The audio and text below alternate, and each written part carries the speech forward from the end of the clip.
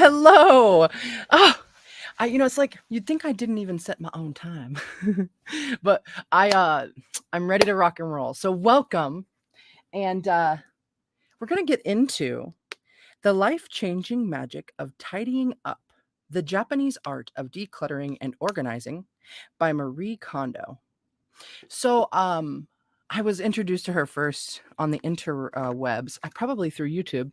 And then I saw some of her specials on Netflix, and yeah, which made me feel super excited. And I never, in fact, took the plunge and Marie Kondoed my place. So how inspired did I really feel?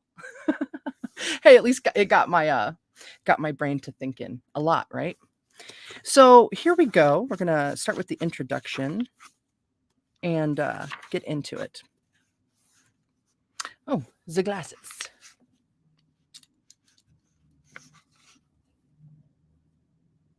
Here we go.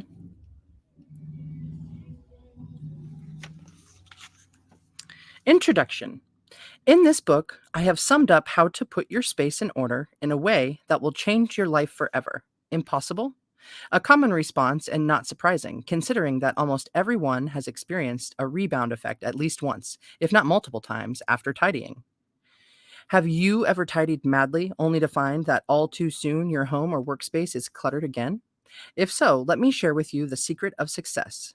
Start by discarding. Then organize your space thoroughly, completely, in one go. If you adopt this approach, the KonMari method, you'll never revert to clutter again. Whew, I think I got something on my eyeball. Hey, cool gamer, welcome.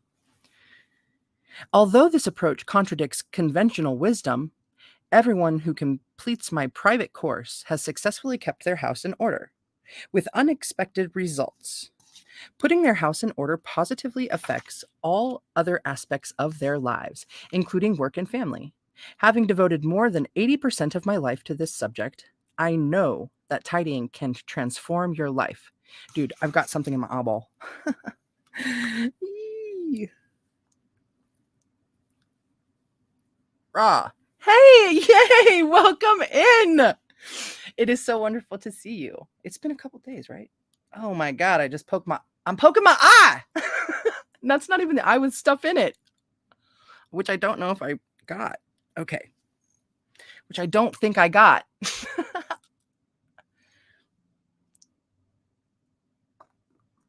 Mm. That's my first sip. That way! Yay! Okay. So I know that tidying can transform your life.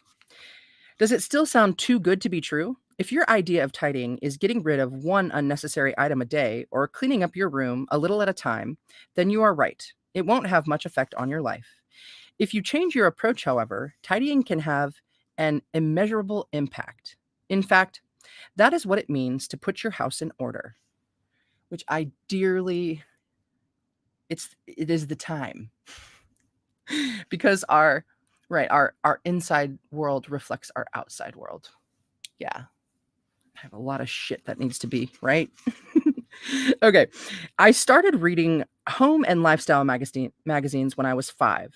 And it was this that inspired me, from the age of 15, to undertake a serious study of tidying that led to my development of the KonMari method, based on a combination of my first and last names.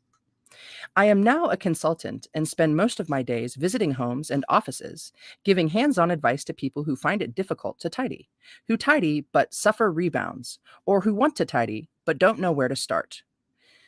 I feel overwhelmed by it. I actually started the KonMari method many months ago, and as far as that got, is like there's this mountain of clothes in in this other room in my house, and like I just feel like when I look at it, I just like uh, uh, so much. Oh shit. And okay, right. Who's the one who has to do it? I do. What? Yeah. Why is it so much easier for me to like clean other people's shit? I'm a really good cleaner, you know? I'm like really good at it. Okay.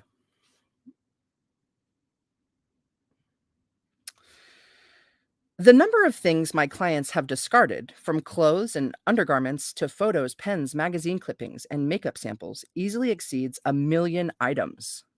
This is no exaggeration. I have assisted individual clients who have thrown out 245-liter garbage bags in one go.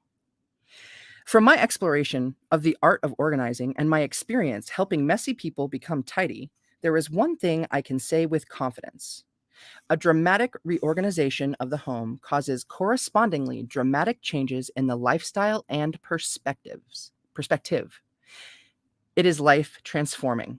I mean it. Here are just a few of the testimonies I have received on a daily basis from former clients.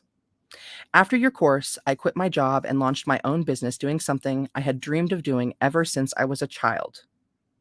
Your course taught me to see what I really need and want, and what I really need and what I don't.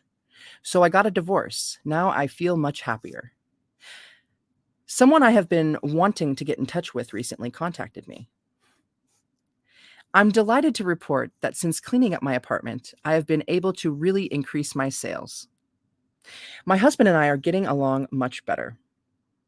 I am amazed to find that just throwing things away has changed me so much. I finally succeeded in losing 10 pounds. My clients always sound so happy, and the results show that tidying has changed their way of thinking and their approach to life. In fact, it has changed their future. Why? The question is addressed in more detail throughout the book, but basically, when you put your house in order, you put your affairs and your past in order too. Yeah.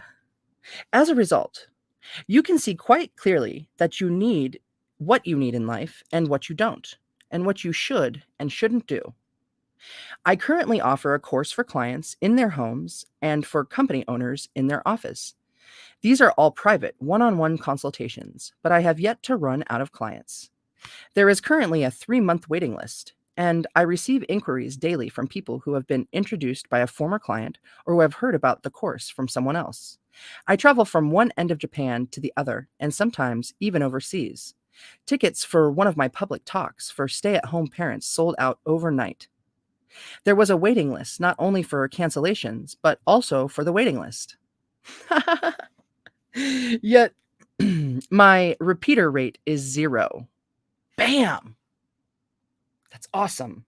I mean, like, not from what we've been taught, like, as far as our whole consumerism.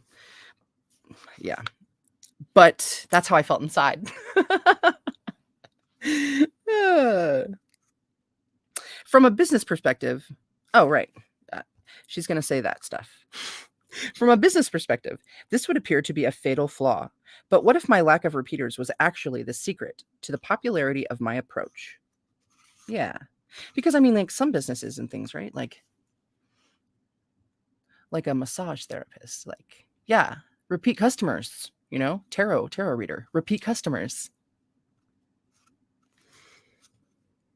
As I said at the beginning, people who use the KonMari method never revert to clutter again because they can keep their space in order, right? The overwhelm. It's time to nip it in the bud. This is making me feel excited, which is awesome. A designated amount of time. I mean, I know I read part of this book when I first got it in, but I think I just read the first chapter, or maybe even just this introduction. Hey, Prelly, welcome.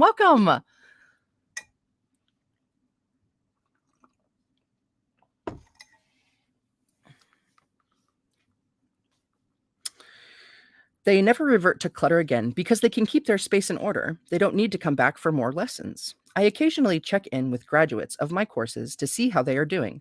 In almost every case, not only is their home or office still in order, but they are continuing to improve their space. It is evident from the photographs that they send that they have even fewer belongings than when they finished the course and have acquired new curtains and furnishings. They are surrounded by only the things they love. Why does my course transform people? Because my approach is not simply a technique. The act of tidying is a series of simple actions in which objects are moved from one place to another. It involves putting things away where they belong. This seems so simple that even a 6-year-old should be able to do it. Yet most people can't. A short time after tidying, their space is a disorganized mess. The cause is not lack of skills, but rather lack of awareness and the inability to make tidying a regular habit. In other words, the root of the problem lies in the mind. Success is 90% dependent on our mindset. Bam. Excluding the fortunate few to whom organizing comes naturally, if we do not address this aspect, rebound is inevitable no matter how much is discarded or how cleverly things are organized. Right? Like I got to set myself up for success. Yeah.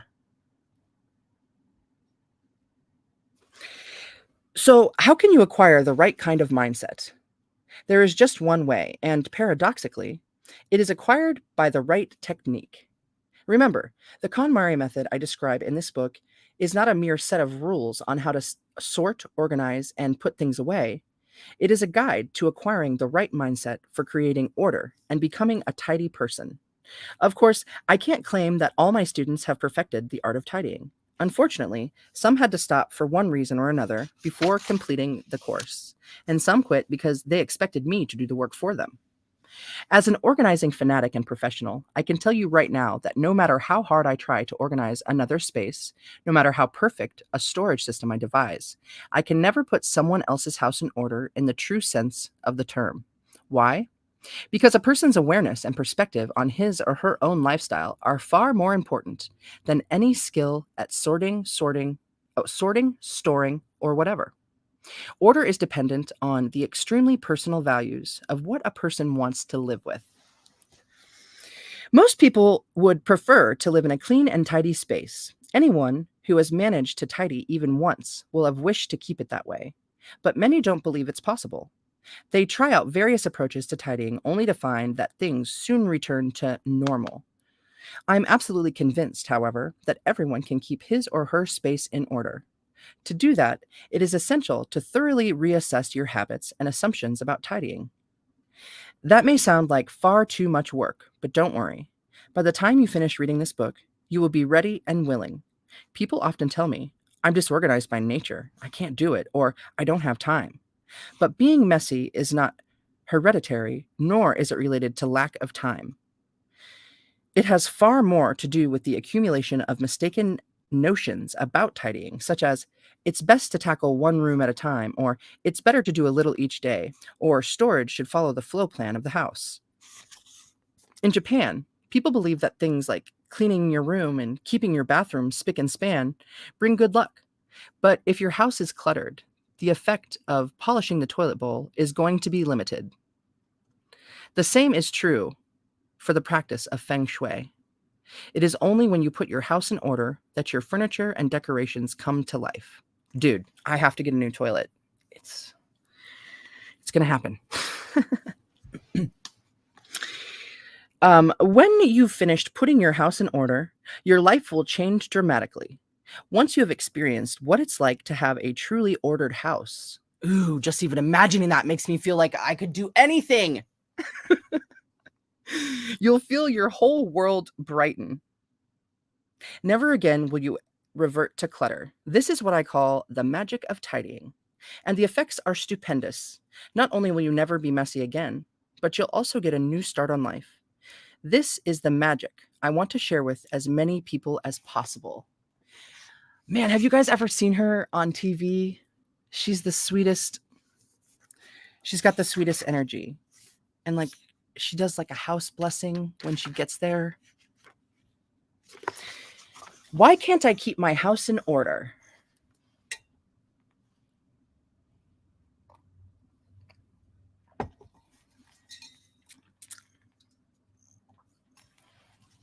Chapter 1. You can't tidy if you've never learned how. When I tell people that my profession is teaching others how to tidy, I'm usually met with looks of astonishment. Can you actually make money doing that? Is their first question. This is almost always followed by, do people need lessons in tidying? It's true that while instructors and schools offer courses in everything from cooking and how to wear a kimono to yoga and Zen meditation, you'll be hard pressed to find classes on how to tidy. The general assumption, in Japan at least, is that tidying doesn't need to be taught, but rather is picked up naturally. Cooking skills and recipes are passed down as family traditions from grandmother to mother to daughter. Yet one never hears of anyone passing on the family secrets of tidying, even within the same household. Think back to your own childhood. I'm sure most of us have been scolded for not tidying up our rooms, but how many of our parents consciously taught us how to tidy as a part of our upbringing? Our parents demanded that we clean up our rooms, but they too had never been trained in how to do that. When it comes to tidying, we are all self taught. Instruction in tidying is neglected not only in the home, but also at school. When we think back to our home economics class, most of us remember making hamburgers or learning how to use a sewing machine to make an apron. But compared to cooking and sewing, surprisingly little time is devoted to the subject of tidying. Even if it is included in a textbook, that section is either just read in class or worse, assigned for reading at home so that students can skip ahead to more popular topics, such as food and health. Consequently, even the extremely rare home economics graduates who have formally studied tidying can't do it. Food, clothing, and shelter are the most basic human needs. So you would think that where we live would be considered just as important as what we eat and what we wear. Yet in most societies, tidying, the job that keeps a home livable, is completely disregarded because of the misconception that the ability to tidy is acquired through experience and therefore doesn't require training. People who have been tidying for more years than others. Oh, wait. Do people who have been tidying for more years than others tidy better? The answer is no. 25% of my students are women in their 50s, and the majority of them have been homemakers for close to 30 years, which makes them veterans at this job. But did they tidy better than women in their 20s? The opposite is true. Many of them have spent so many years applying erroneous conventional approaches that their homes overflow with unnecessary items and they struggle to keep clutter under control with ineffective storage methods. How can they be expected to know how to tidy when they have never studied it properly? If you too don't know how to tidy, don't be discouraged. Now is the time to learn. By studying and applying the KonMari method presented in this book, you can escape the vicious cycle of clutter. A tidying marathon doesn't cause rebound. Oh my gosh. Madeep! Yay! Welcome! Awesome! Cool beans, dude. Helping paw. You're the best. All right. Very cool.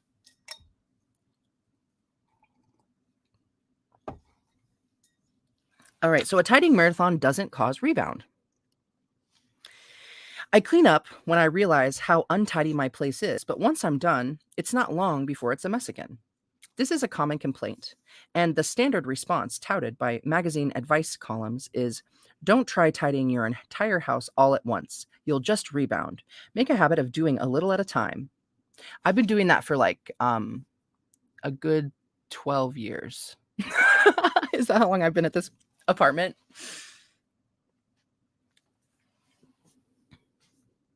Oh no. And hey, I have made a lot of progress, but damn, Bean, not that much. Or not to my not to my standard of or my standard, right? The standard that I see inside myself. Oh, shoot. Okay. I first stumbled across this refrain. You may make a habit of doing it a little at a time. I first stumbled across this refrain when I was 5. As the middle child of 3 children, I was raised with a great deal of freedom. My mother was busy taking care of my newborn younger sister, and my brother, who is 2 years older than me, was always glued to the TV playing video games. Consequently, I spent most of my time at home on my own. My family pastime was reading home and lifestyle magazines. My mother subscribed to ESSE or ESSE, a magazine with features on interior decorating, cleaning tips, and product reviews. As soon as it was delivered, I would snatch it from the mailbox before my mother even knew it had arrived, rip open the envelope, and immerse myself in the contents. On my way home from school, I like to stop at the bookstore and browse through Orange Page, a popular Japanese food magazine.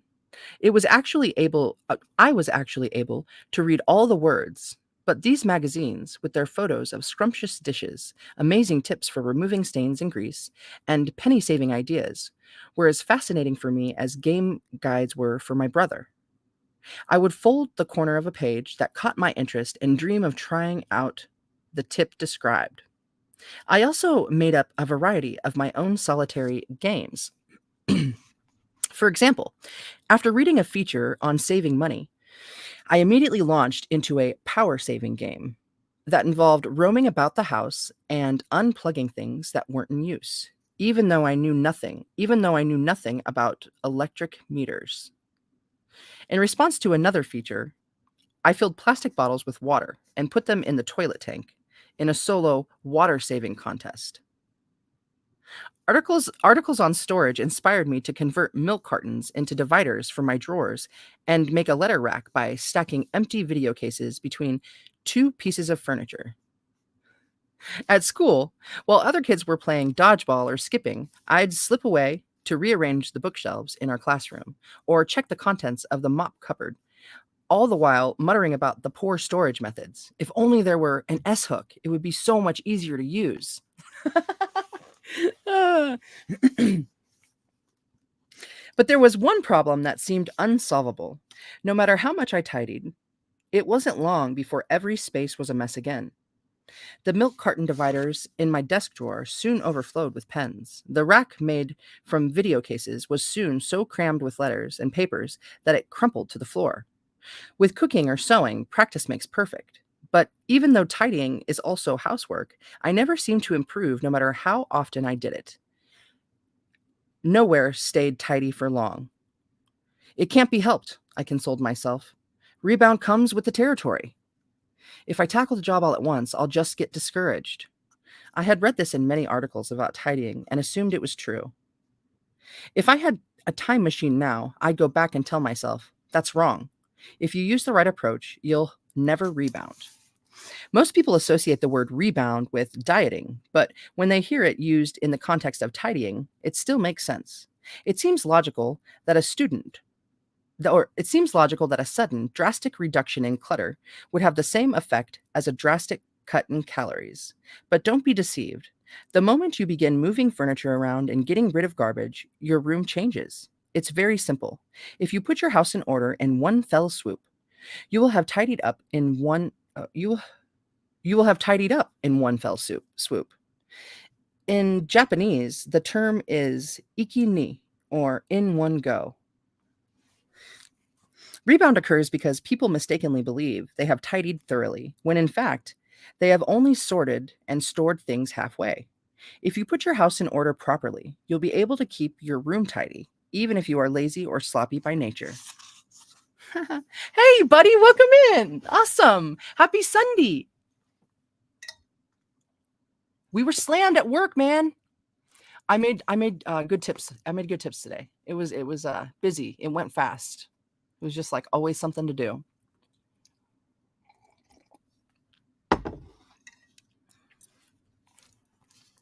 Tidy a little a day and you'll be tidying forever.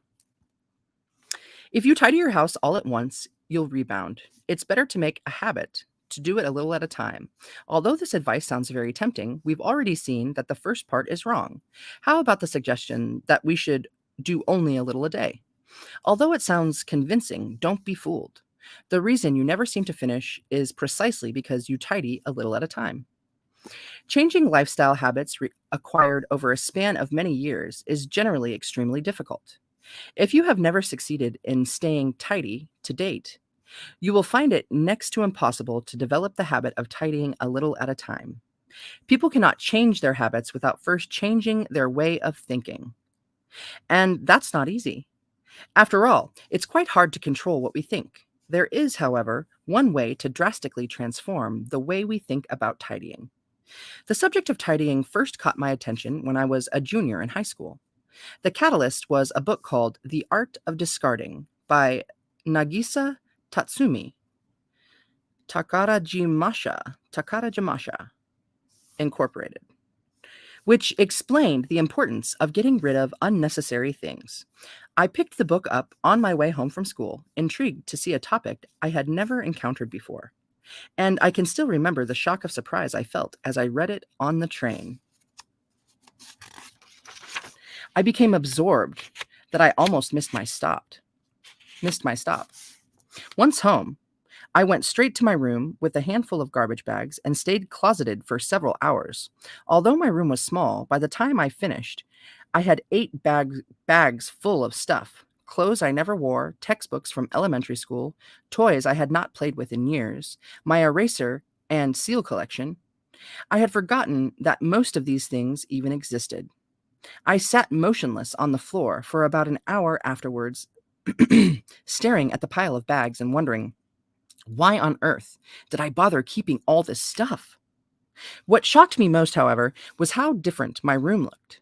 After only a few hours, I could see parts of the floor that had never been revealed before. My room seemed to have been transformed, and the air inside seemed so much fresher and brighter that even my mind felt clearer. Tidying, I realized, could have far more impact than I had ever imagined. Thunderstruck by the extent of the change, from that day on, I turned my attention from cooking and sewing, which I had thought were the essentials of a well kept home, to the art of tidying. Tidying brings visible results. Tidying never lies. The ultimate secret of success is this: if you tidy up in one shot rather than little by little, you can dramatically change your mindset. A change so profound that it touches your emotions will irresistibly affect your way of thinking and your lifestyle habits. Irresistibly. My clients do not develop the habit of tidying gradually.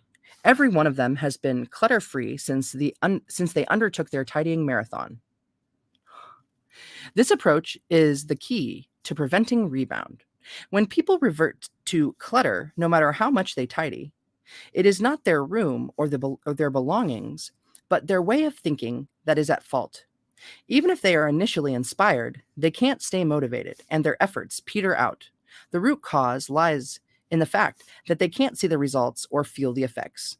This is precisely why success depends on experiencing tangible results immediately. It's like vacuuming.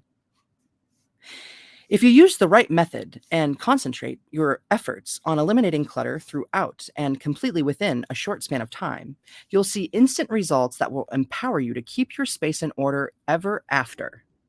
Anyone who experiences this process, no matter who they are, will vow never to revert to clutter again. Why you should aim for perfection.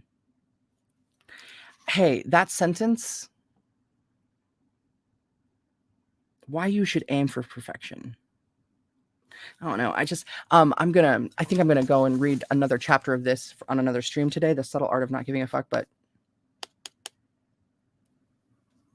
that's one thing that I keep thinking, like, there's this looming thought in my background that, like, I think I agree with so much of what this guy says, almost like in the opposite end a lot of the time. That I think that we should be pushing ourselves harder. You know? But I'm not, I don't, yeah, everyone should do it like they feel it. All right. Why you should aim for perfection.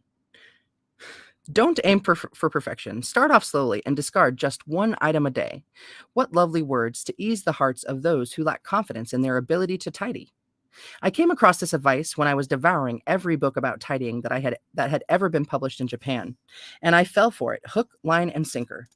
The momentum sparked by my epiphany concerning the power of tidying was beginning to wear off, and I was starting to feel jaded by the lack of solid results. These words seem to make sense. It seems daunting to aim for perfection in the beginning. Besides, perfection is supposedly unattainable. By discarding one thing a day, I could get rid of 365 things by the end of the year. Convinced that I had discovered a very practical method, I immediately followed the book's instructions. I opened my closet in the morning, wondering what to dispose of that day. Seeing a t-shirt that I no longer wore, I put it in the garbage bag. Before going to bed the next night, I opened my desk drawer and discovered a notebook that seemed too childish for me. I put it in the bag. Noticing a memo pad in the same drawer, I thought to myself, oh, I don't need that anymore. But as I reached out to pick it up, I paused at a new thought. I can save that to discard tomorrow. And I waited until the next morning to throw it away. The day after that, I forgot completely. So I got rid of 2 items on the following day.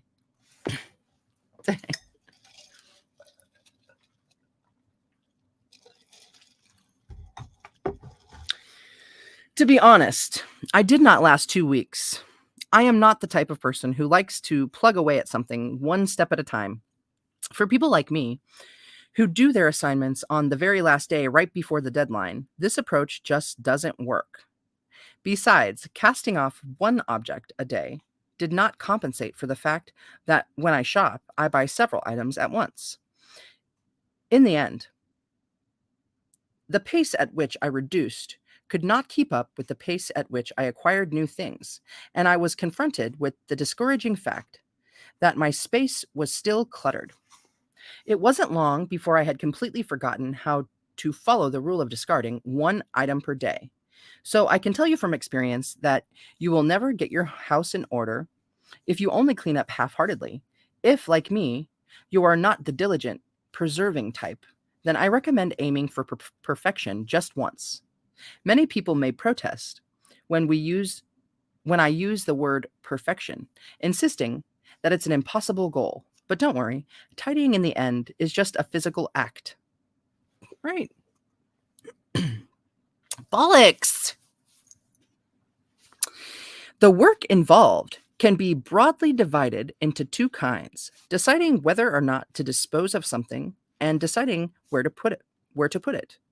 If you can do these 2 things, you can achieve perfection. Objects can be counted.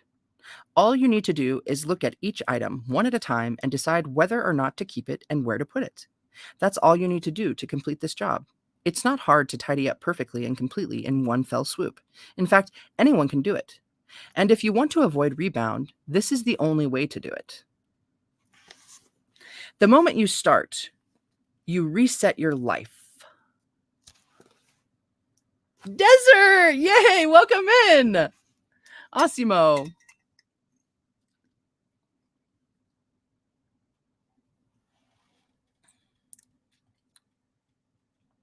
I hope that got it. Delaney, I missed you. Welcome. Awesome. The moment you start, you reset your life. Have you ever found yourself unable to study the night before an exam and begun frantically tidying? I confess I have. In fact, for me, it was a regular event. I would take the piles of handouts covering my desk and throw them in the garbage. Then, unable to stop, I'd tackle the textbooks and papers littering the floor and began arranging them in my bookcase. Excuse me. Finally, I'd open my desk drawer and start organizing my pens and pencils. Before I knew it, it would be 2:30 in the morning. Overcome by sleep, I'd jolt awake again at 5, and only then, in a complete panic, would I open my textbook and buckle down to study. I thought that this urge to tidy before an exam was a peculiar quirk of my own, but after meeting many others who do the same, I realized that it was a common phenomenon. Many people get the urge to clean up when under pressure, such as just before an exam. But this urge doesn't occur because they want to clean their room. It occurs because they need to put something else in order. Their brain is actually clamoring to study, but when it notices the cluttered space, the focus switches to, I need to clean up my room. The fact that tidying urge rarely continues once the crisis is over proves my theory. Once the exam has ended, the passion poured into cleaning the previous night dissipates and life returns to normal. All thought of tidying is wiped from the person's mind. Why? Because the problem faced, that is, the need to study for the exam, has been tidied away. This doesn't mean that tidying your room will actually calm your troubled mind. While it may help you feel refreshed temporarily, the relief won't last because you haven't addressed the true cause of your anxiety. If you let the temporary relief achieved by tidying up your physical space deceive you, you will never recognize the need to clean up your psychological space. This was true for me. Distracted by the need to tidy my room, It took me so long to get down to studying that my grades were always terrible. Let's imagine a cluttered room. It does not get messy all by itself. You, the person who lives in it, makes the mess. There is a saying that a messy room equals a messy mind. I look at it this way: when a room becomes cluttered, the cause is more than just physical. Visible mess helps distract us from the true source of the disorder. The act of cluttering is really an instinctive reflex that draws our attention away from the heart of an issue. If you can't feel relaxed in a clean and tidy room, try confronting your feeling of anxiety. It may shed light on what is really bothering you. When your room is clean and uncluttered, you have no choice but to examine your inner state. You can see any issues you have been avoiding and are forced to deal with them. From the moment you start tidying, you will be compelled to reset your life. As a result, your life will start to change. That's why the task of putting your house in order should be done quickly. It allows you to confront the issues that are really important. Tidying is just a tool, not the final destination. The true goal should be to establish the lifestyle you want most once your house has been put into order. Man,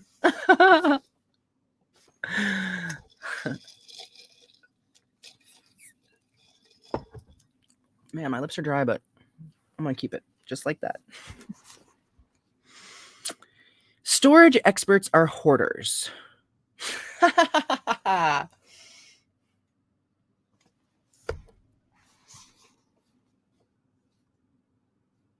What is the first problem that comes to mind when you think of tidying? For many, the answer is storage. My clients often want me to teach them what to put where. Believe me, I can relate, but unfortunately, this is not the real issue. A booby trap lies within the term storage. Features on how to organize and store your belongings and convenient storage products are always accompanied by stock phrases that make it sound simple, such as organize your space in no time or make tidying fast and easy. It's human nature to take the easy route, and most people leap at storage methods that promise quick and convenient ways to remove visible clutter.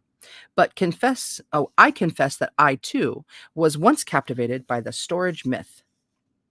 An avid fan of home and lifestyle magazines since kindergarten, I would read a feature on how to put things away and have to try out each suggestion immediately. I made drawers out of tissue boxes and broke my piggy bank to purchase nifty storage items. In junior high, on my way home from school, I would drop in at a do-it-yourself store or browse at a magazine stand to check out the latest products. In high school, I even called up the manufacturer of a particularly intriguing items and of oh wait. In high school, I even called up the manufacturer of particularly intriguing items and pestered the receptionist to tell me the story of how they were invented. I dutifully used these storage items to organize my things. Then I would stand and admire my handiwork, content with how convenient the world had become. From this experience, I can honestly declare that storage methods do not solve the problem of how to get rid of clutter. In the end, they are only a superficial answer. When I finally came to my success, I saw that my room still wasn't tidy, even though it was full of magazine racks, bookshelves, drawer dividers, and other storage units of every kind. Why does my room still feel cluttered when I've worked so hard to organize and store things away? I wondered. Filled with despair, I looked at the contents of each storage unit and had a flash of revelation. I didn't need most of the things that were in them. Although I thought that I had been tidying, in fact, I had merely been wasting my time shoving stuff out of sight, concealing the things I didn't need under a lid. Putting things away creates the illusion that the clutter problem has been solved. But sooner or later, all the storage units are full. The room once again overflows with things, and some new and easy storage method becomes necessary, creating a negative spiral. This is why tidying must start with discarding. We need to exercise self-control and resist storing our belongings until we have finished identifying what we really want and need to keep. Sort by category, not by location. My study of tidying began in earnest when I was in junior high and basically consisted of repeated practice. Every day I cleaned one place at a time: my own room, my brother's room, my sister's room, the bathroom. Each day, I planned where to tidy and launched solo campaigns that resembled bargain sales. The fifth of every month is living room day. Today is clean the pantry day. Tomorrow, I conquer the bathroom cupboards. I maintained this custom even after entering high school. When I came home, I headed straight for the place I had decided to clean that day without even changing out of my school uniform. If my target was a set of plastic drawers in the washroom cupboard, I would open the doors and dump everything out of one of the drawers, including makeup samples, soaps, toothbrushes, and razors.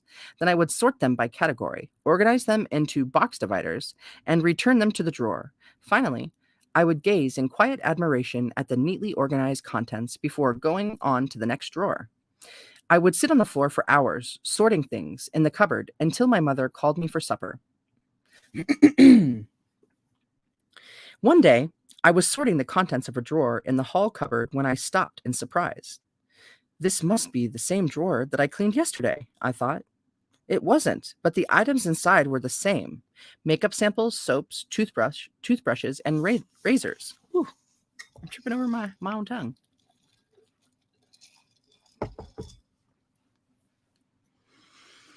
I was sorting them by category, putting them in boxes, and returning them to the drawer just like I had the day before.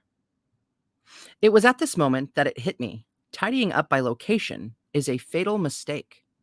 I'm ashamed to admit that it took me 3 years to see this. Many people are surprised to hear that such a seemingly viable approach is actually a common pitfall.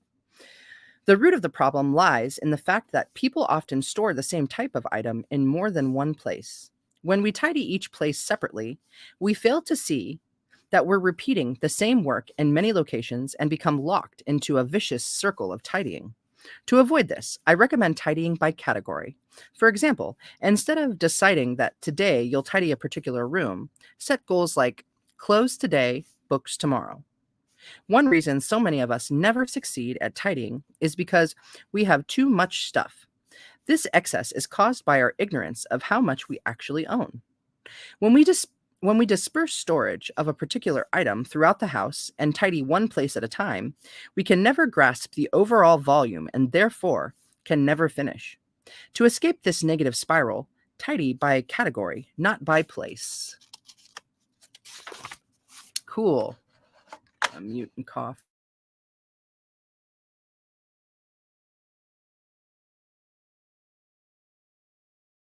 Right. Don't change the method to suit your personality. Handbooks for tidying often claim that the cause of clutter differs depending on the person, and that therefore we should select the method that best suits our personality type. At first glance, this argument seems convincing. So that's why I can't seem to keep my space tidy, we might think. The method I've been using doesn't suit my character.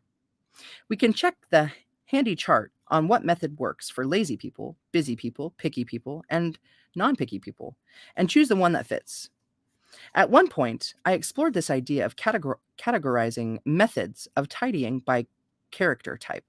I read books on psychology, interviewed my clients about their blood types, their partner's characters, and so on. I even tried a popular type of astrology called Dobutsu Urani. Urani. Dobutsu Urani.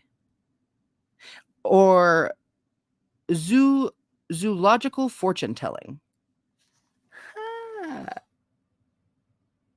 I actually just came across a reader who was like reading tarot cards for people's pets last week. It was really fun and funny. I spent over 5 years analyzing my findings in my search for a general principle governing the best method for each personality type. Instead, I discovered that there is no point whatsoever in changing your approach to suit your personality. When it comes to tidying, the majority of people are lazy. They are also busy. As for being picky, everyone is particular about certain things, but not about others. When I examined the personality categories suggested, I realized that I fit in all of them. So by what standard was I to categorize people's reasons for being untidy? I have a habit of tidying to categorize everything. Oh, that's not what it says. I have a habit of trying to categorize everything. Probably because I have spent so much time pondering how to organize. When I first started out as a consultant, I worked very hard to categorize my clients and tailor the contents of my services to suit each type. In retrospect, however, I can see that I had an ulterior motive. Somehow, I imagined that a complex approach, consisting of different methods for different character types, would make me look more professional.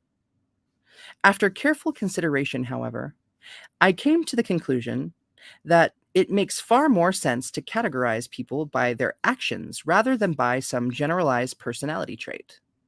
Using this approach, people who can't stay tidy can be categorized into just three types: the can't throw it away type, the can't put it back type, and the first two combined type. Looking at my clients, I further realized that 90% fall into the third category, the can't throw it away, can't put it back type, while the remaining 10% fall into the can't put it back type. I have yet to find someone who is purely the can't throw it away type. Probably because anyone who can't throw things away will soon end up with so much stuff that their storage space overflows. As for the 10% who can discard but can't put things away, when we start tidying seriously, it is soon obvious that they could discard much more because they produce at least 30 bags of garbage. My point is that tidying must begin with discarding regardless of personality type. As long as my clients grasp this principle, there is no need for me to charge the content or to change the content of what I teach to suit the person. I teach the same approach to everyone. How I convey it and the way each client puts it into practice will naturally differ because each individual is just as unique as the way he or she furnishes the house. But I don't need to worry about identifying these differences or creating complex categories. Effective tidying involves only two essential actions: discarding and deciding where to store things. Of the two, discarding must come first. This principle does not change. The rest depends on the level of tidiness you personally want to achieve. Yeah. Hey, Zulu, welcome in, man.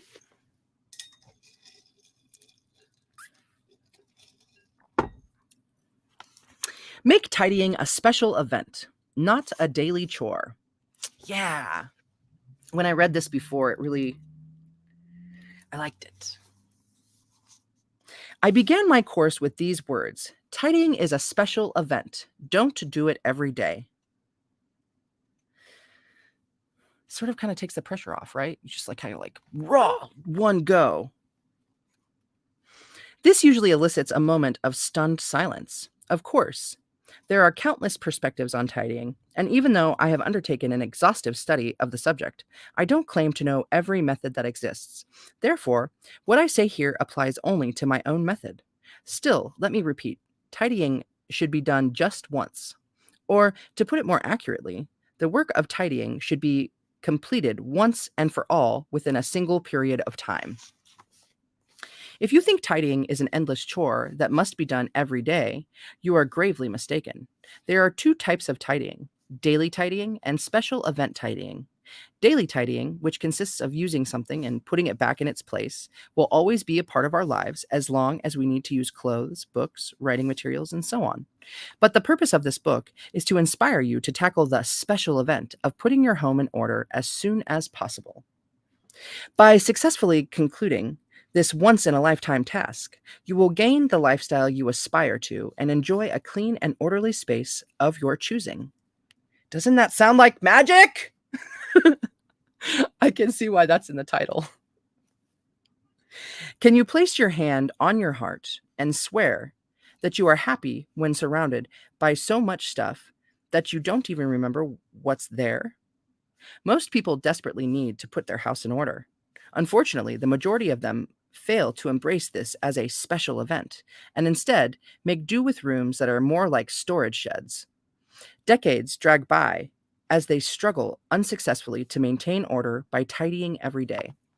Believe me, Until you have completed the once-in-a-lifetime event of putting your house in order, any attempt to tidy on a daily basis is doomed to failure. Conversely, once you have put your house in order, tidying will be reduced to a very simple task of putting things back where they belong. In fact, this becomes an unconscious habit. I use the term special event because it is crucial to tackle this job within a short space of time while your spirits are uplifted. After all, it isn't desirable to stay in a state of excitement forever, right? You may worry that even when this event is over, your space will sink back into disorder. Perhaps you shop a lot and imagine that your possessions will just pile up again. I realize that it's hard to believe if you have never tidied it or if you have never tried it. But once you have completed this dramatic cleanup, you will have no difficulty whatsoever in putting things back where they belong or in deciding where to keep new things. Unbelievable as it may sound, you only have to experience a state of perfect order once to be able to maintain it. All you need to do is take the time to sit down and examine each item you own, decide whether you want to keep it or discard it, and then choose where to put what you keep. Have you ever told yourself, if I'm just no good at tidying, or it's not worth trying. I was born untidy. Many people carry this type of negative self-image for years, but it is swept away the instant they experience their own perfectly clean space. This drastic change of self-perception, the belief that you can do anything if you set your mind to it, transforms behavior and lifestyles. This is precisely why my students never experience rebound. Once you have experienced the powerful impact of a perfectly ordered space, you too will never return to clutter. Yes, I mean you. It may sound too difficult, but I can honestly say that it's quite simple. When you tidy, you are dealing with objects. Objects are easy to discard and move around. Anyone can do it. Your goal is clearly in sight. The moment you have put everything in its place, you have crossed the finish line. Man, feels like things locking into place. Unlike work, studies, or sports, there is no need to compare your performance to that of anyone else. You are the standard. Better yet, the one thing that everyone finds hardest to do, continuing, is totally unnecessary. You only have to decide where to put things once. I never tidy my room. Why? Because it's already tidy. The only tidying I do is once or sometimes twice a year, and for a total of about 1 hour each time. The many days I spend tidying without seeing permanent results now seem hard to believe. The many days I spent tidying without seeing permanent results now seem hard to believe. In contrast, I feel happy and content. I have time to experience bliss in my quiet space, where even the air feels fresh and clean. Time to sit and sip herbal tea while I reflect on my day. As I look around, my glance falls on a painting that I particularly love, purchased overseas, and a vase of fresh flowers in one corner. Although not large, the space I live in is graced only with the things that speak to my heart. My lifestyle brings me joy. Wouldn't you like to live this way too? It's easy once you know how to truly put your home in order. Dang. That's awesome. How many pages was that? I think I might go into, I don't know, I want to read this whole book.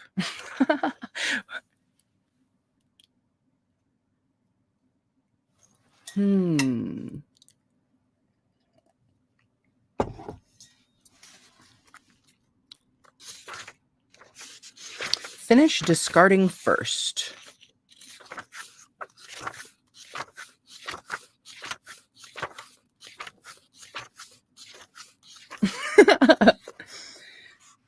Okay, 61. 33. Another hour? Shoot, right? What do I do? Because I have two other books started too. We're going into chapter 2. I don't want to stop. Okay. Finish discarding first. Start by discarding all at once, intensely and completely. You think you have tidied everything perfectly. But within a few days, you notice that your room is becoming cluttered again. As time goes by, you collect more things, and before you know it, your space has reverted to its previous state. This rebound effect is caused by ineffective methods that tackle tidying only halfway. As I've already mentioned, there is just one way to escape this negative spiral by tidying efficiently all at once, as quickly as possible, to make the perfect clutter free environment. But how does this create the right mindset? When you tidy your space completely, you transform scenery. The change is so profound that you feel as if you are living in a totally different world. This deeply affects your mind and inspires a strong aversion to reverting to your previously cluttered state.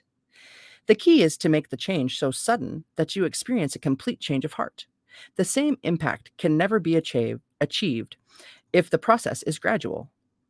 To achieve a sudden change like this, you need to use the most efficient method of tidying. Otherwise, before you know it, the day will be gone and you will have made no headway. Feels like all the days on the tidying. Ah, I think so too.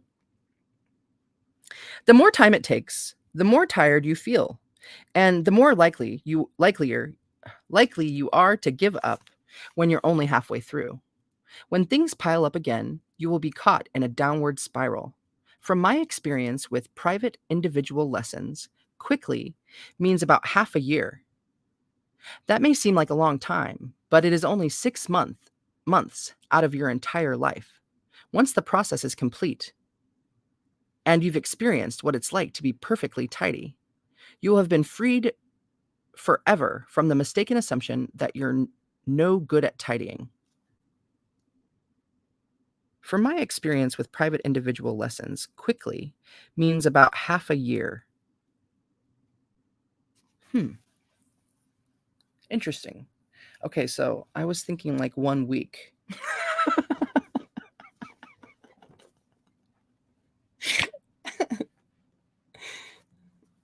Like, right. Don't they do it much more quick on TV? Is it just TV magic? I thought it was faster than that. Anyways, am I misunderstanding?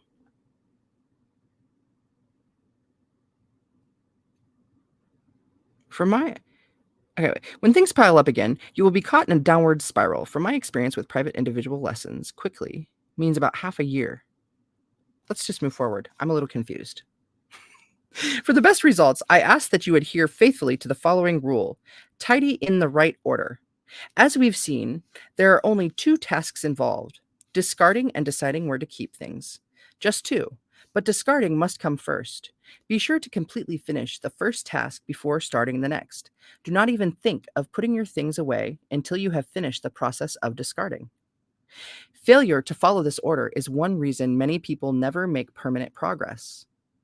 In the middle of discarding, they are thinking about where to put things. As soon as they think, I wonder if it will fit in this drawer, the work of discarding comes to a halt. You can think about where to put things when you've finished getting rid of everything you don't need. To summarize, the secret of success is to tidy in one shot as quickly and completely as possible, and to start by discarding. Before you start, visualize your destination. By now, you understand why it is crucial to discard before thinking about where to keep things. But to start discarding without thinking ahead at all would be like casting yourself into the negative spiral of clutter. Instead, begin by identifying your goal. There must have been some reason you picked up this book. What was it that motivated you to tidy in the first place? What do you hope to gain through tidying? Before you start getting rid of things, take the time to think this through carefully. This means visualizing the ideal lifestyle you dream of. If you skip this step, not only will it delay the whole process, but it will also put you at higher risk for rebound. Goals like, I want to live clutter free or I want to be able to put things away are too broad. You need to think much more deeply than that. Think in concrete terms so that you can vividly picture what it would be like to live in a clutter free space. One client in her 20s defined her dream as a more feminine lifestyle. She lived in a messy 7 mat room. 7 tatami mats take up about 10 by 13 feet of floor space, with a built in closet and 3 sets of shelves of different sizes. This should have been of sufficient storage space, but no matter which way I turned, all I could see was clutter. The closet was so stuffed, the doors wouldn't shut, and clothes oozed from the set of drawers inside, like the stuffing in a hamburger. I think I've read this chapter too. Did I read this whole book? The curtain rail over the bay window was hung with so many clothes that there was no need for a curtain. The floor and bed were covered in baskets and bags filled with magazines and papers. When my client came home from work, she moved the things on her bed to the floor, and when she woke up, she put them back on the bed to make a path to the door so she could go to work. Her lifestyle could not have been called feminine by any stretch of the imagination. What do you mean by feminine lifestyle? I asked. She thought for a long moment before finally responding. Well, when I come home from work, the floor would be clear of clutter, and my room as tidy as a hotel suite with nothing obstructing the line of sight. I have a pink bedspread and a white antique style lamp.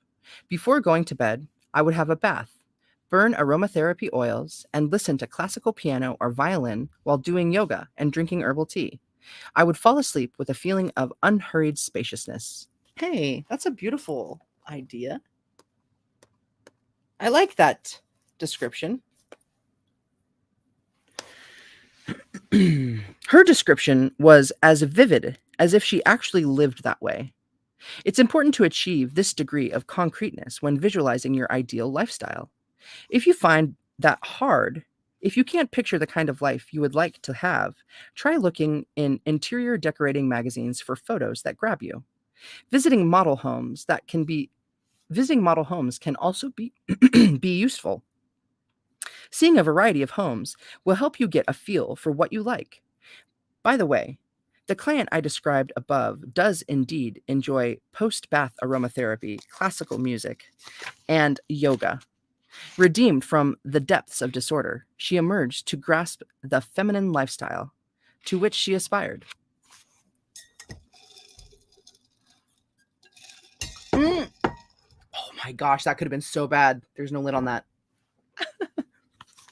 Woo! It ended up being great. All right.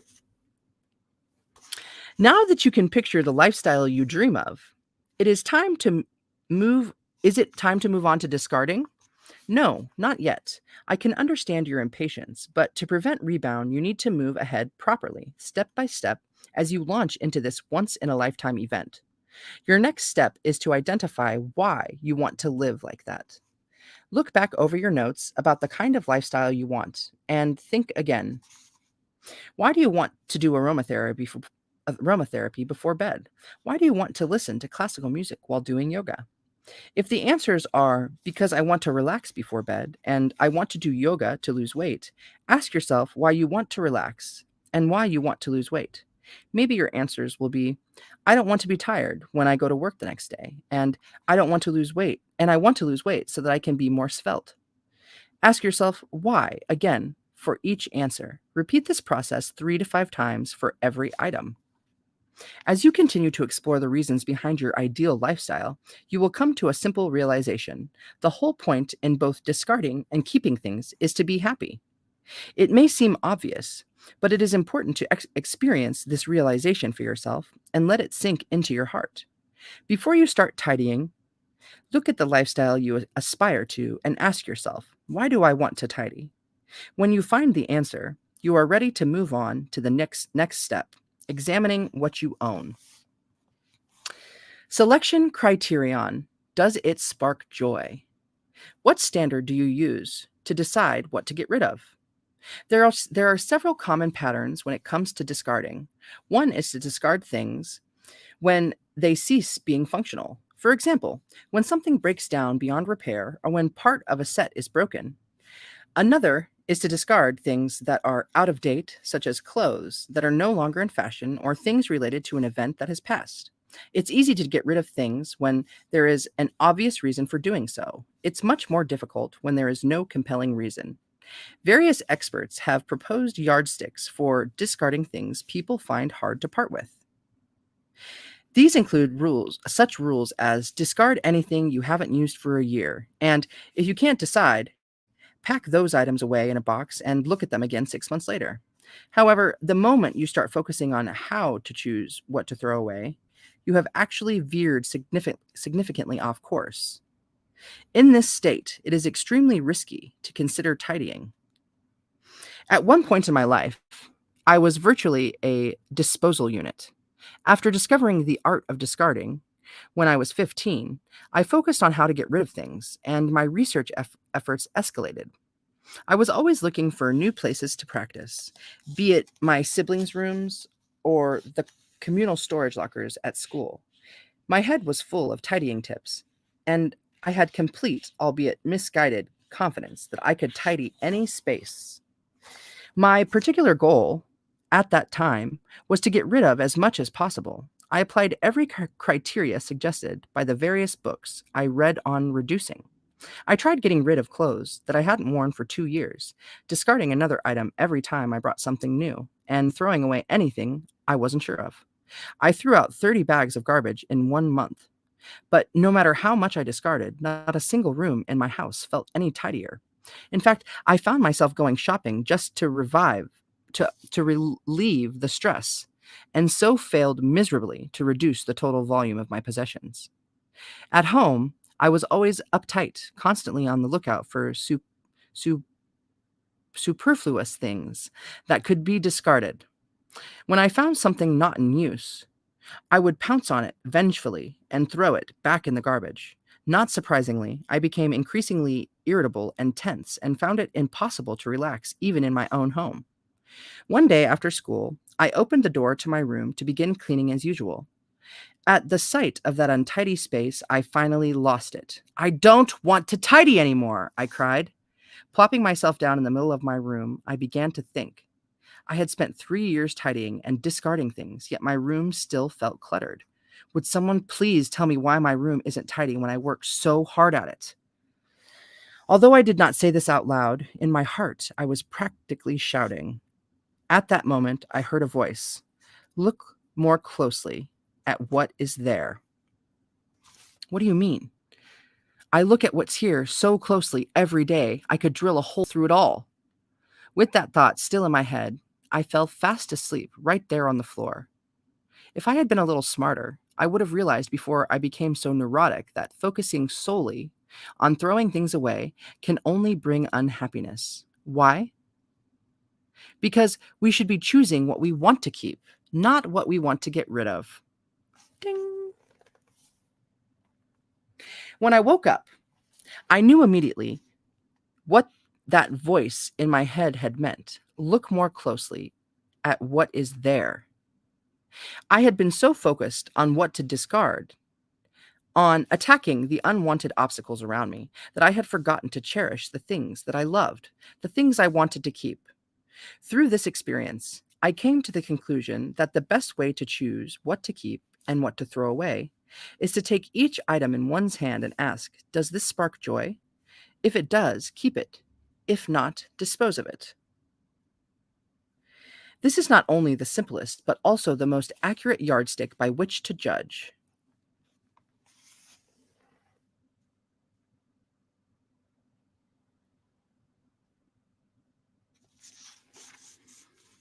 You may wonder about the effectiveness of such a vague criteria, but the trick is to handle each item. Don't just open up your closet and decide after a cursory glance that everything in it gives you a thrill. You must take each outfit out. You must take each outfit in your hand. When you touch a piece of clothing, your body reacts. Its response to each item is different. Trust me and try it. I choose this standard for a reason. After all, what is the point of tidying? If it's not so that our space and the things in it can bring us happiness, then I think there is no point at all. Therefore, the best criterion for choosing what to keep and what to discard is whether keeping it will make you happy, whether it will bring you joy. Are you happy wearing clothes that don't give you pleasure? Do you feel joy when surrounded by piles of unread books that don't touch your heart? Do you think that owning accessories you know you'll never use will ever bring you happiness? The answer to these questions should be no. Now, imagine yourself living in a space that contains only things that spark joy. Isn't this the lifestyle you dream of?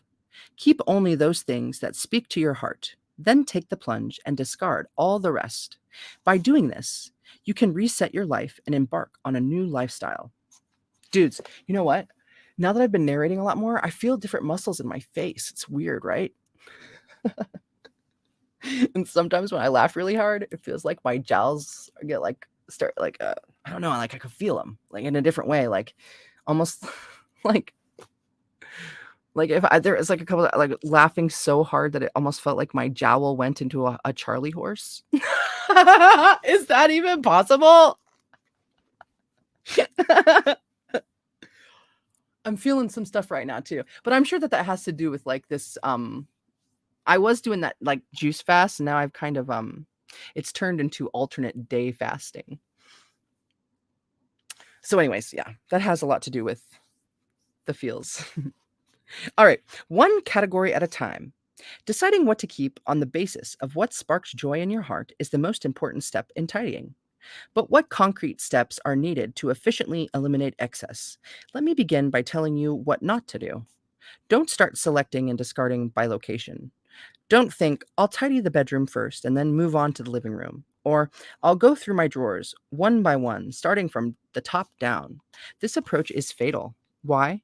Because most people don't bother to store similar items in the same place.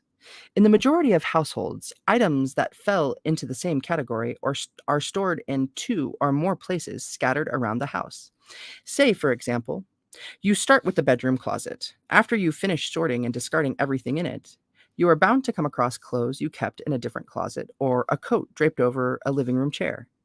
You will then have to repeat the whole process of choosing and sorting, wasting time and effort. And you cannot make an accurate assessment of what you want to keep and discard under such conditions. Repetition and wasted effort can kill motivation, and therefore it must be avoided.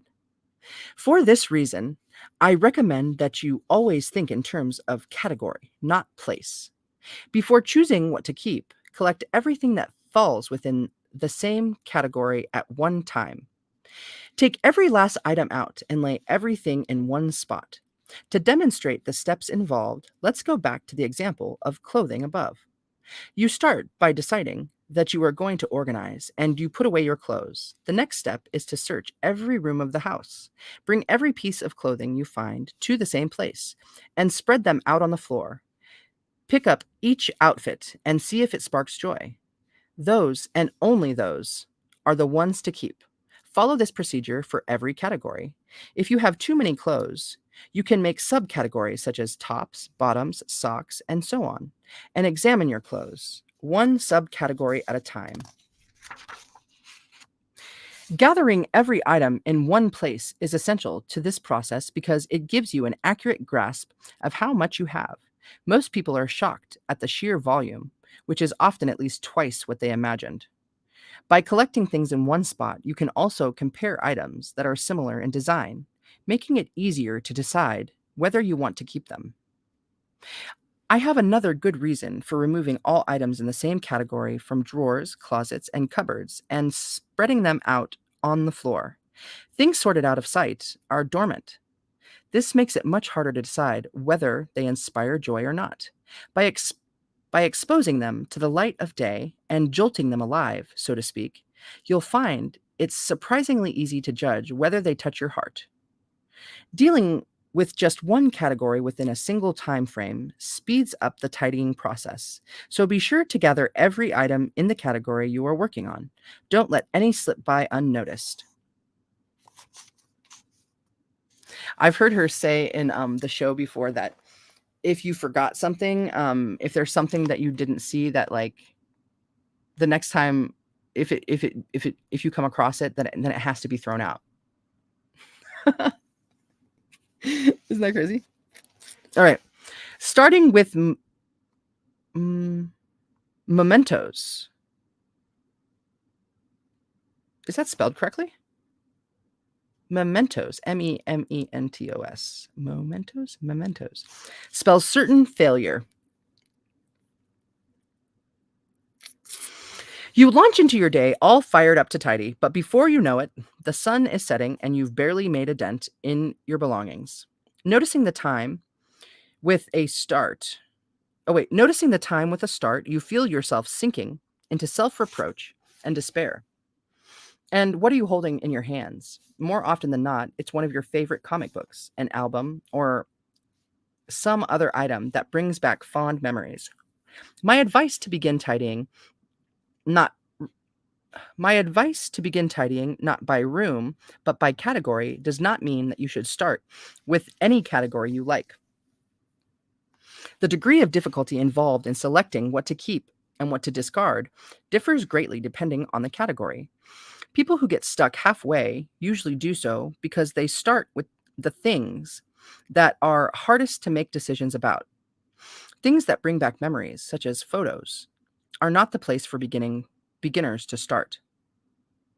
Not only is the sheer volume of items in this category usually greater than that of any other, but it is also far harder to make a decision about whether or not to keep them. In addition to the physical value of things, there are three other factors that add value to our belongings: function, information, and emotional attachment. When the element of rarity is added, the difficulty in choosing what to discard multiplies. People have trouble discarding things that they could still use, functional value, that contain helpful information, informational value, and that have sentimental ties, emotional value. When these things are hard to obtain or replace, the rarity, they become even harder to part with. The process of deciding what to keep and what to discard will go much more smoothly if you begin with items that are easier to make decisions about. As you gradually work towards the harder categories, you will be honing your decision-making skills. Clothes are the easiest because their rarity value is extremely low. Photographs and letters, on the other hand, not only have a high sentimental value, but also are one of a kind. Therefore, they should be left until last. This is true for photographs in particular, because they tend to turn up at random while sorting through other categories and in the most unexpected places, such as between books and papers. The best sequence is this: clothes first, then books, then papers, then kimono, which means miscellaneous, and lastly, mementos. Makes me feel like having some Mentos. This order has also proven to be the most efficient in terms of the level of difficulty for the subsequent task of sorting. Finally, sticking to this sequence sharpens our intuitive sense of what items spark joy inside us. If you can dramatically accelerate the speed of the decision-making process just by changing the order in which you discard, don't you think it's worth a try? Don't let your family see. Marathon tidying produces a heap of garbage. At this stage, the one disaster that can wreak more havoc than any earthquake is the entrance of that recycling expert who goes by the alias of Mother.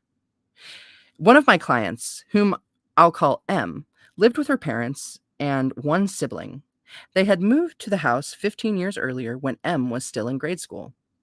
Not only did she love buying clothes, but she also saved those that had sentimental value, such as school uniforms and t-shirts made for various events. She sorted these in boxes and stacked them on the floor until the floorboards were completely obscured from view. It took 5 hours to sort and clean. By the end of that day, she had 15 bags to get rid of, including 8 bags of clothes, 200 books, various stuffed toys, and crafts she had made at school. We had stacked everything neatly beside the door on the floor, which was now finally visible, and I was just about to explain a very important point. There's one secret you should know about getting rid of this garbage, I began when the door opened and in came her mother bearing a tray of iced tea. Oh dear, I thought. Does anybody just feel like Winnie the Pooh? Oh dear. Her mother set down the tray on a table, Thank you so much for helping my daughter, she said and turned to leave. At that moment, her eyes fell on the pile of garbage by the door. Oh my, are you going to throw that away? She said, pointing to a pink yoga mat on top of the pile. I haven't used it in 2 years. Really? Well, maybe I'll use it then. She began rummaging through the bags. Oh, and maybe this too. When she left, she took not only the yoga mat, but also 3 skirts, 2 blouses, 2 jackets, and some stationery. When the room was quiet again, I sipped my iced tea and asked M, so how often does your mother do yoga? I've never seen her do any. What I had been about to say before her mother came in was this: don't let your family see what's here. If at all possible, take the bags out yourself. There's no need to let your family know the details of what you throw out or donate. I especially recommend that my clients avoid showing their parents. It's not that there is anything to be ashamed of. There's nothing wrong with tidying. However, it's extremely stressful for parents to see what their children discard. The sheer volume of the pile can make parents anxious about whether their child can survive on what's left. In addition, despite knowing that they should rejoice at their child's independence and maturity, parents can find it very painful to see clothes, toys, and mementos from the past on the rubbish heap, especially if they are things they gave to their child. Keeping your garbage out of sight is considerate. It also protects your family from acquiring more than they need or can enjoy. Up to this point, your family was perfectly content with what they had. When they see what you have chosen to discard, they may feel guilty at such blatant waste. But the items they retrieve from your pile just increase the burden of unnecessary items in their home. And we should be ashamed of forcing them to carry this burden. In an overwhelming percentage of cases, it is the mother who retrieves things from her daughter. Yet mothers rarely wear the clothes they take. The women I work with who are in their 50s and 60s invariably end up discarding or donating their daughters' hand-me-downs without ever wearing them. I think we should avoid creating situations like this where a mother's affection for her daughter becomes a burden. Of course, there's nothing wrong with other family members actually using the things you don't need. If you live with your family, you could ask them, is there something you need that you were planning to buy before you start tidying? And then, if you happen to come across exactly what they need, give it to them as a gift. If you're mad at your family, your room may be the cause. Even if I tidy, the rest of my family just messes things up again. My husband's a pack rat. How can I get him to throw things away? It can be very annoying when your family doesn't cooperate with your attempts to achieve the ideal home. This is something I experienced many times in the past. At one time, I was so absorbed in tidying that cleaning my own room was not enough. I remember this. I just had to tackle my siblings' rooms and every other space in the house. And I was constantly frustrated with my untidy family. A major cause of distress was the communal storage closet in the middle of the house. To me, more than half of it seemed to be devoted to unused and unnecessary junk. The clothes rods were jammed with outfits I had never seen my mother wear and suits belonging to my father that were clearly obsolete. Boxes of manga belonged to my brother covered the floor. I would wait until the timing was right and confront the owner with the question, you don't use this anymore, right? But the response was either yes, I do, or I'll get rid of it myself, which they never did. Every time I looked in that closet, I would sigh and complain. Why does everyone keep accumulating things? They can't see how hard I'm working. Can't they see how hard I'm working to keep the house tidy? Fully aware that I was an anomaly when it came to tidying, I was not going to let them defeat me. When my frustration reached the limit, I decided to adopt stealth tactics. I identified items that had not been used for many years, judging by their design, the amount of dust they had gathered, and the way they smelled. I would move those items to the very back of the closet and observe what happened. If no one noticed that they were missing, I disposed of them, one item at a time, just as if I were thinning plants. After 3 months of this strategy, I had managed to dispose of 10 bags worth. In most cases, no one noticed, and life went on as usual. But when the volume reached a certain point, people began to miss a thing or two. When they pointed the finger at me, I responded quite shamelessly. My basic strategy was to play ignorant. Hey, do you know where my jacket went? Nope.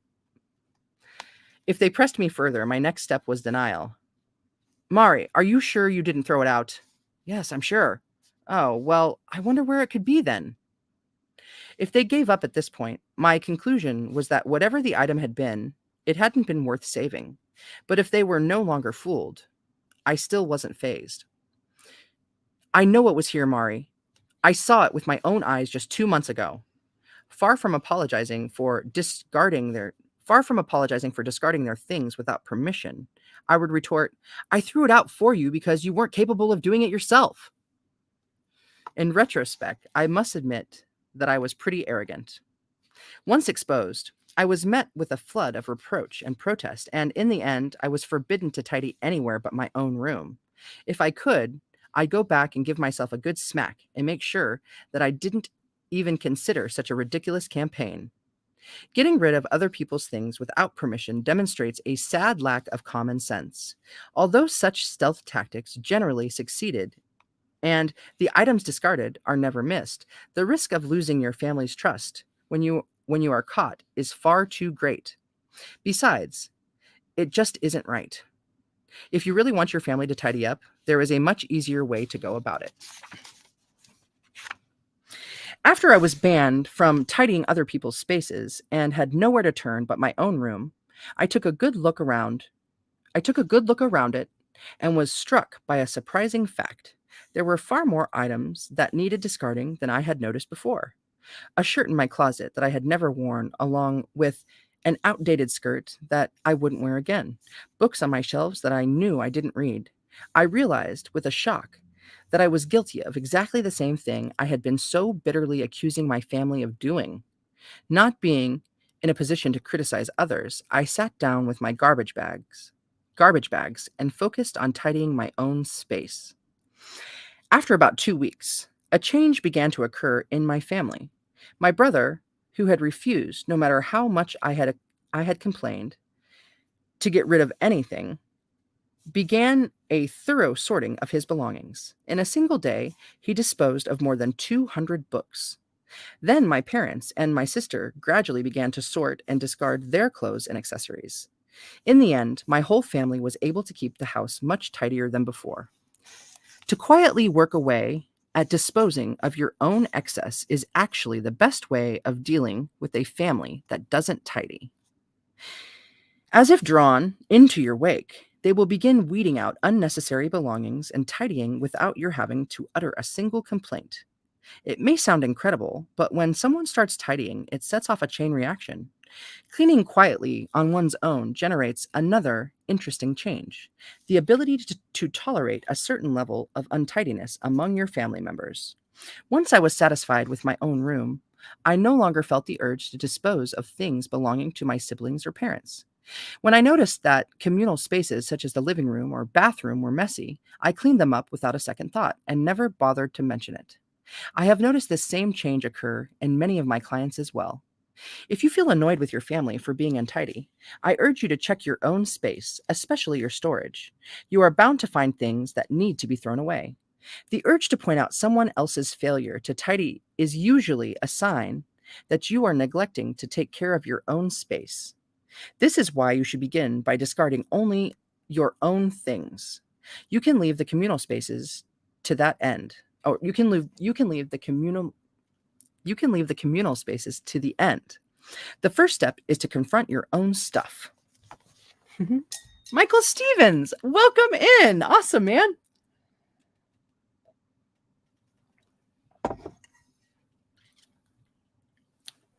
Okay.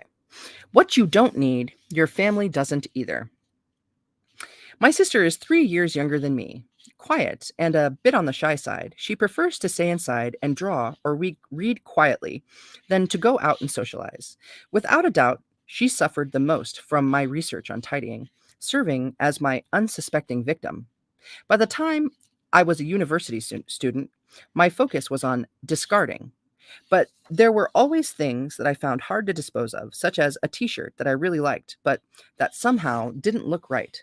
Unable to bring myself to part with it, I would try the item on repeatedly, standing in front of the mirror, but in the end would be forced to conclude that it just didn't suit me. If it was brand new or a gift from my parents, the thought of getting rid of it made me feel very guilty. At times like this, my sister came in very handy. The gift for my sister method seemed the perfect way to cast off such items. When I say gift, I don't mean that I wrapped it up like a present, far from it. With the unwanted outfit in my hand, I would barge into my sister's room where she lay on her bed reading contentedly. Extracting the book from her hand, I would say, "You want this t shirt? I'll give it to you if you like." Seeing the puzzled look on her face, I would deal the final blow. "It's brand new and really cute, but if you don't need it, I'll have to throw it away. Are you okay with that?" My poor, mild mannered sister would have no choice but to say, "I guess I'll take it then." This happened so frequently that my sister, who hardly ever shopped, had a closet jammed to overflowing. Although she did wear some of the clothes I gave her, there were many more that she wore only once, if ever. Yet I continued to give her presents. After all, they were good clothes, and I thought she should be happy to have them. And she should be happy to have more. I only realized how wrong I was after I began my consulting business and met a client whom I will call Kay. Kay was in her 20s, worked for a cosmetics company, and lived at home. As we were sorting through her clothes, I began to notice something odd about the choices she was making. Despite the fact that she owned enough clothes to fill one large closet, which is an average size wardrobe, the number of clothes she chose to keep seemed unnaturally small. Her answer to the question, "Does this spark joy?" was almost always no. After thanking each item for a job well done, I would pass them to her and discard. I would pass them to her to discard. I couldn't help noticing the look of relief on her face every time she put an outfit in the bag. Examining the collection more clearly, I saw that the clothes she chose to keep were mostly casual things like t shirts, while the ones she discarded were a completely different style: tight skirts and revealing tops. When I asked her about this, she said, "My older sister gave me those." When all the clothes were sorted and she had made her final choice, she murmured, "Look at that. I was surrounded by all this stuff that I didn't even like." Her sister's hand me downs had comprised over a third of her wardrobe, but hardly any of these had given her that important thrill of pleasure. Although she had worn them because her sister had given them to her, she had never liked them. To me, this seems tragic. And this is not an isolated case. In my work, the volume discarded by younger sisters is always greater than the volume discarded by older sisters, a phenomenon surely related to the fact that younger children are often accustomed to wearing hand me downs. There are two reasons why younger sisters tend to collect clothes they don't really like. One is that it's hard to get rid of something received from family. The other is that they don't really know what they like, which means it's hard to decide whether they should part with it. Because they receive so much clothing from others, they don't really need to shop, and therefore they have less opportunity to develop the instinct for what really inspires joy. Don't misunderstand me. Giving things you can't use to others who can is an excellent idea. Not only is it economical, but it can also be a source of great joy to see these things being enjoyed and treasured by someone close to you. But that is not the same as forcing things onto your family members, because you can't bring yourself to discard or donate them. Whether the victim is a sibling, a parent, or a child, this particular custom should be banned.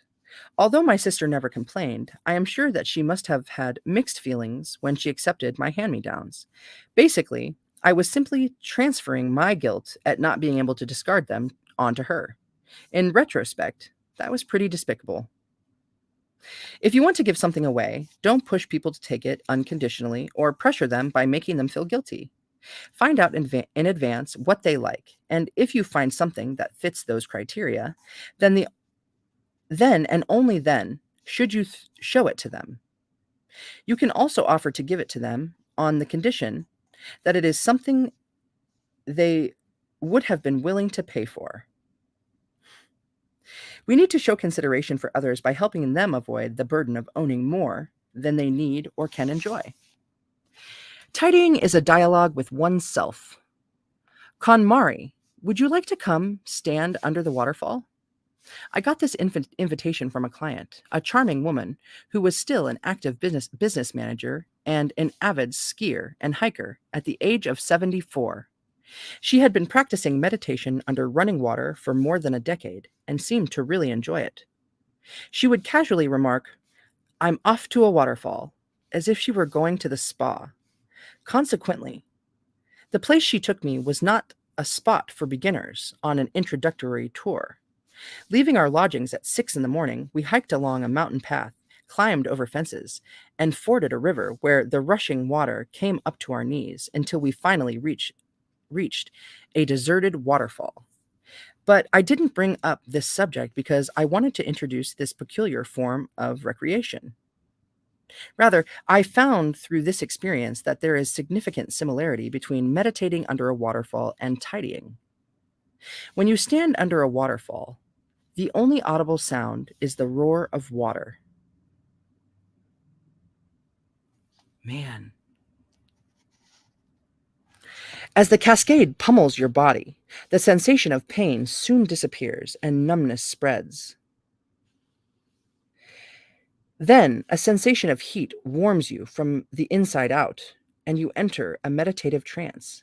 Although I had never tried this form of meditation before, the sensation it generated seemed extremely familiar. It closely resembled what I experience when I am tidying.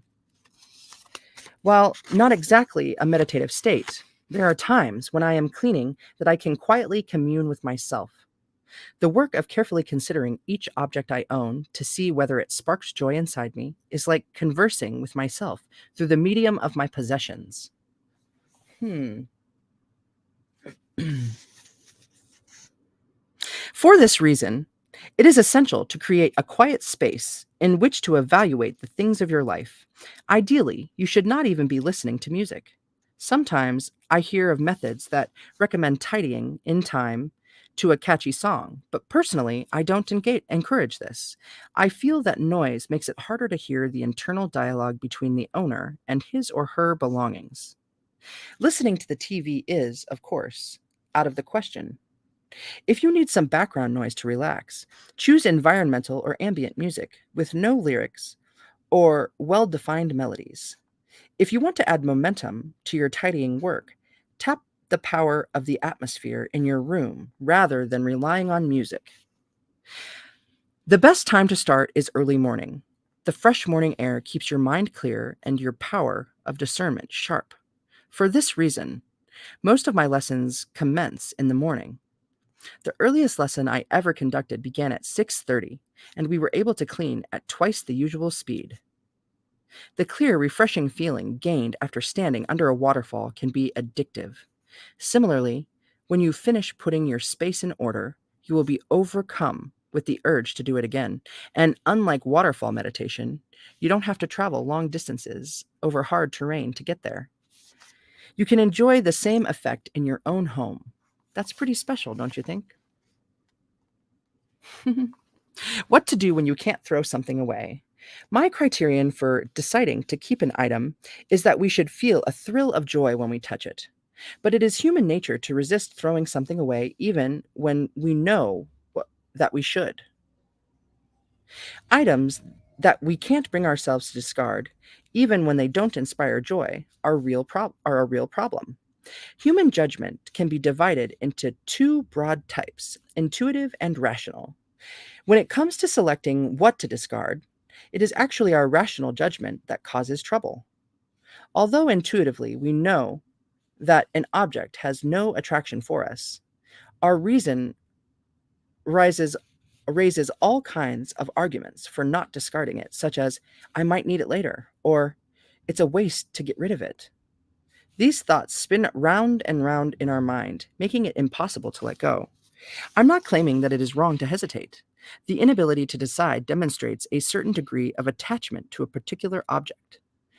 Nor can all decisions be made on intuition alone. But this is precisely why we need to consider each object with care and not be distracted by thoughts of being wasteful. When you come across something that's hard to discard, consider carefully why you have that specific item in the first place. When did you get it, and what meaning did it have for you then? Reassess the role it plays in your life. If, for example, you have some clothes that you bought but never wear, examine them one at a time. Where did you buy that particular outfit and why? If you bought it because you thought it looked cool at the shop, it has fulfilled the function of giving you a thrill when you bought it. Then why did you never wear it? Was it because you realized that it didn't suit you when you tried it on at home? If so, and if you no longer buy clothes of the same style or color, it has fulfilled another important function. It has taught you what doesn't suit you. In fact, that particular article of clothing has already completed its role in your life. And you are free to say, "Thank you for giving me joy when I bought you," or "Thank you for teaching me what doesn't suit me," and let it go. Every object has a different role to play. Not all clothes have come to you to be worn threadbare. It is the same with people. Not every person you meet in life will become a close friend or lover. Some you will find hard to get along with or impossible to like. But these people, too, teach you the precious lesson of who you do like, so that you will appreciate those special people even more. When you come across something that you cannot part with, think carefully about its true purpose in your life. You'll be surprised at how many of the things you possess have already fulfilled their role. By acknowledging their contribution and letting them go with gratitude, you will be able to truly put the things you own and your life in order. In the end, all that will remain are the things that you really treasure. To truly cherish the things that are important to you, you must first discard those that have outlived their purpose. To get rid of what you no longer need is neither wasteful nor shameful. You can truthfully say that you treasure something buried so deeply. Can you truly say that you treasure something buried so deeply in a closet or drawer that you have forgotten its existence? Its existence? If things had feelings, they would certainly not be happy. Free them from the prison to which you have relegated them. Help them leave that deserted isle to which you have exiled them.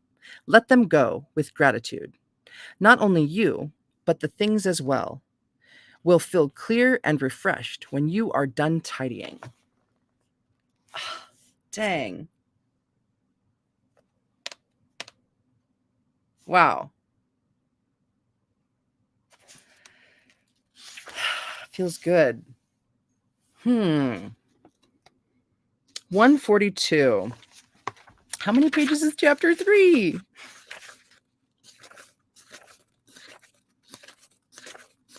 I think I am going to end up calling it.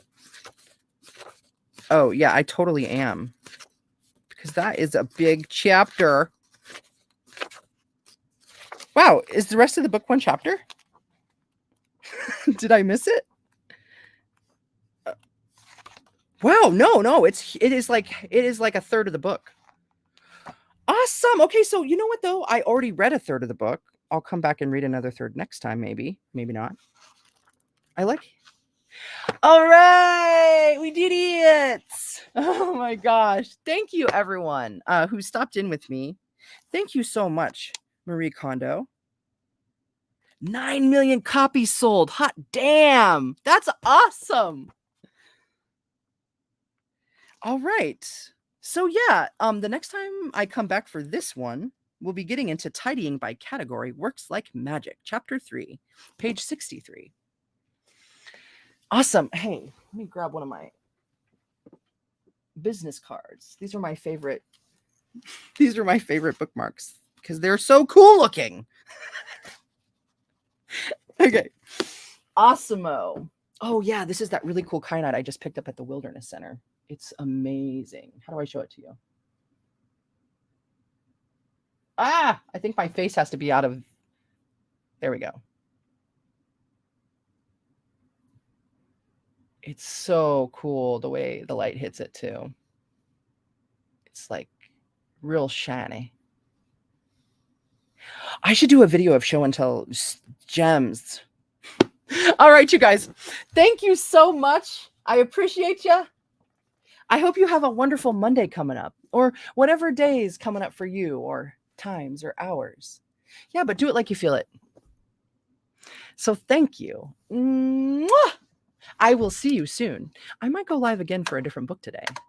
Until then, thank you.